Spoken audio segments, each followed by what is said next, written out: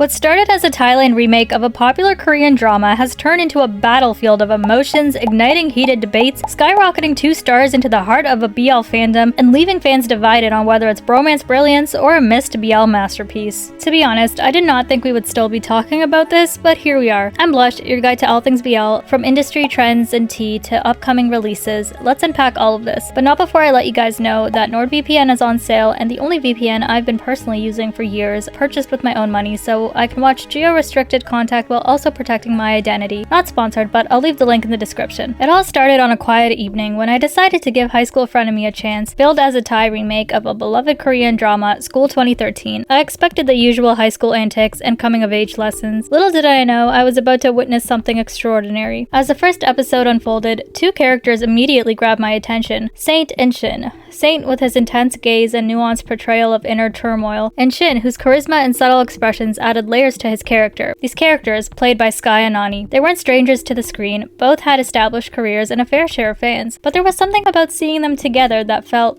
different. Their on-screen interactions were electric. In heated debates, the tension so palpable it almost leapt out of the screen, or quiet moments of understanding that passed between them, no words needed. It was the kind of chemistry that actors and directors dream of capturing. What started as casual viewing had turned into a full-fledged phenomenon. Fans from the BL community began to take notice, even though High School Frenemy was marketed as a bromance, not a BL. The lines were blurring, and Sky-Nani found themselves at the center of an unexpected spotlight. Suddenly, Sky-Nani were not just actors in a remake, they were the topic of conversations about representation, storytelling, and the ever-evolving landscape of Asian dramas. They had, unintentionally or not, stepped into the realm of the BL fandom, bringing with them a wave of excitement and a host of questions. As I continued watching, I couldn't help but wonder, what does this mean for Sky-Nani, who now find themselves navigating the blurred lines between romance and BL, with all the expectations that come with it? Had this rising stardom just become a double-edged sword? The attention was flattering, at first. Fan edits, hashtags, and glowing reviews poured in, celebrating their performances. But as the fandom grew louder, a new narrative started to take shape. Fans weren't just celebrating Sky-Nani as actors, they were asking for more. More screen time, more projects together, and of course, more romance. For the first time, the conversation shifted from their performances to their potential. Would Sky-Nani become the next great BL pairing? Did their undeniable chemistry mean that they should lean into the genre? It was a lot for any actors to navigate, especially when High School Frenemy wasn't even a BL. On one side were fans who loved the bromance and wanted to see more of it. On the other were BL fans, hungry for a romance that didn't officially exist. As the buzz grew louder, Sky-Nani weren't just actors anymore, they were symbols of what fans hoped to see next. And in an industry that often capitalizes on chemistry, that kind of spotlight can be as much as a curse as it is a blessing. And then, GMMTV stepped in. At the 2025 GMMT lineup event, fans were buzzing with anticipation. Surely Sky-Nani would be announced for another project, perhaps a BL. A teaser trailer was unveiled, but it wasn't quite what anyone expected. The trailer was more like a single scene, hastily shot with minimal context, and likely not even part of the actual show. It felt rushed, almost as if GMMTV had scrambled to capitalize on the duo's newfound popularity. Was this a genuine attempt at a new project, or a quick response to fan demand? Well, they weren't lying when they said why the event was called Riding the Wave, because they're delivering exactly what fans want and keeping up with the trends, even if it means adding something last minute, as much as recording only 6 to 7 days before the event. Yes, there was a lack of detail, but there's one detail some fans may not have picked up on. I'll get to that later. As of now, the series is not a BL like some fans were hoping, and I even made a video a few weeks ago on High School Frenemy's success in the BL world, and that GMMTV would likely keep the actors where they are in their current genre, and that has so far proven to be the case. I'll leave that video in the description. As Sky-Nani's names continued trending, fans couldn't help but notice something peculiar about their pairing name, Sky-Nani. Why is there a dash between their name and promotions? It didn't take long for the fandom to dub it as the hetero hyphen, a nod to how bromance pair names often include a dash, unlike the single names typically used for BL pairings. We also noticed a change to Thamepo's title, which actually is a BL, but for some reason had a dash that is now removed. But this is where things get even more confusing, as if they couldn't blur the lines even more. The newly announced fan meeting, Phenomenon, with a red string appearing to be our hyphen. I'm sorry, but this is too funny. Let me give you some context. Before High School Frenemy aired, Sky-Nani took a personal trip together to Nani's hometown. During the visit, they went to a temple to make merit, hoping for the success of the series. At the temple, they found bracelets meant to bring good luck.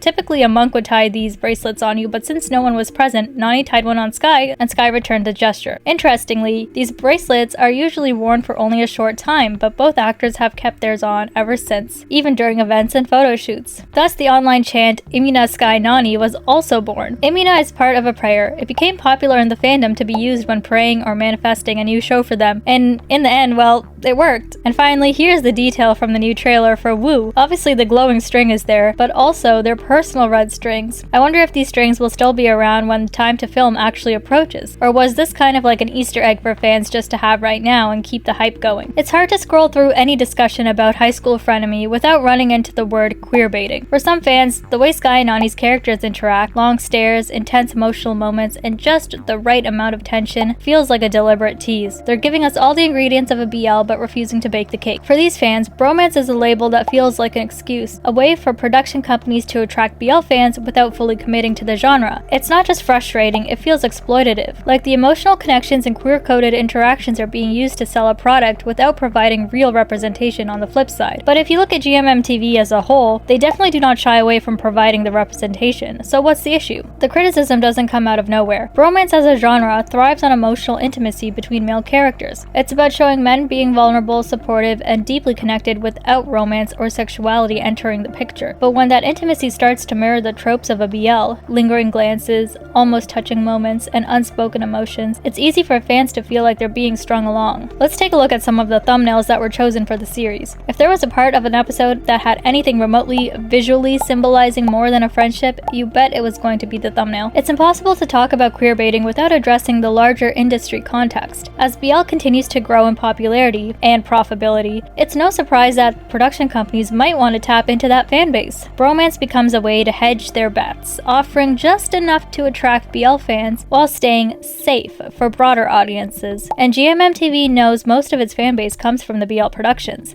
This comment here says establishing a friendship couple along the same lines as their BL couple makes them feel a bit uneasy. And then this comment agreeing and saying capitalism is gonna capitalism. There have even been issues brought up on their merchandise and how it should have been marketed as Saint Shin, not Sky-Nani. This isn't unique to High School Frenemy though. Other bromance series have faced similar accusations, with fans pointing out that the marketing often leans heavily on the chemistry between male leads, even when the story itself doesn't go there. But is this always intentional, or is it a byproduct of how deeply BL tropes have embedded themselves into storytelling in Asian dramas? It's a question with no easy answer, and one that leaves fans divided. But beyond the frustration lies a deeper question. Does bromance as a genre have the right to exist along BL, or has the rise of BL changed the landscape so much that the two can no longer coexist peacefully? Some say the genre should only exist in countries where censorship rules only allow for that, and a country like Thailand where same-sex marriage is legal has no place for bromance. But is this a double standard? Some fans argue that the queerbaiting accusations are unfair. After all, male friendships are often underrepresented in media, and bromance provides a way to explore those dynamics without the pressure of romantic or sexual subtext. It's a valid point, but one that doesn't fully address the reality of how bromance is marketed. When shows like High School Frenemy lean so heavily into BL tropes, it's hard for fans not to feel like the line is being intentionally blurred. So is it queerbaiting? The truth is, it depends on who you ask. To some, bromance is a celebration of male intimacy in all its forms. To others, it's a frustrating reminder of how easily queer-coded storytelling can be used as a tool for profit. And in the case of Sky and Nani, the debate only grows more heated as their chemistry continues to steal the spotlight. But what about Sky and Nani themselves? Suddenly, they weren't just actors, they were faces of a debate they may not have signed up for. Fans speculated on their personal feelings about being pulled into the BL fandom. Some even questioned whether this new spotlight could box them into certain roles or limit their career choices. There's a fine line between celebrating chemistry and imposing expectations. And as High School Frenemy skyrocketed in popularity, Sky and Nani were forced to walk that line carefully.